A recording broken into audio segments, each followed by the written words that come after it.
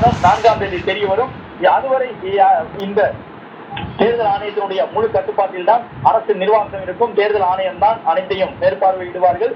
எனவே இனிமேல் வாக்குகள் எண்ணப்பட்டு அதன் பிறகு முடிவுகள் அறிவிக்கப்பட்ட பிறகுதான் யார் ஆட்சிக்கு வரப்போகின்றார்கள், ஆட்சி மாற்றம் ஏற்படுமா என்பது உள்ளிட்ட கேள்விகளுக்கான பதில் கிடைக்கும். இப்பொழுது வாக்குச்சாவடியினுடைய தேர்தல் முகவர்கள் கட்சிகள் சார்பாக வந்தவர்கள் முன்னிலையிலேயே மின்னணு வாக்குப்பதிவு எந்திரங்கள் சரிபார்க்கப்பட்டு அவையெல்லாம் சீல் வைக்கப்பட்டு ஸ்ட்ராங் ரூம் என்று சொல்லப்படக்கூடிய அந்த கட்டுப்பாட்டு அறைகளுக்கு, வாக்கு எண்ணும் மையங்களில் இருக்கக்கூடிய அறைகளுக்கு எடுத்து செல்லப்பட இருக்கின்றன.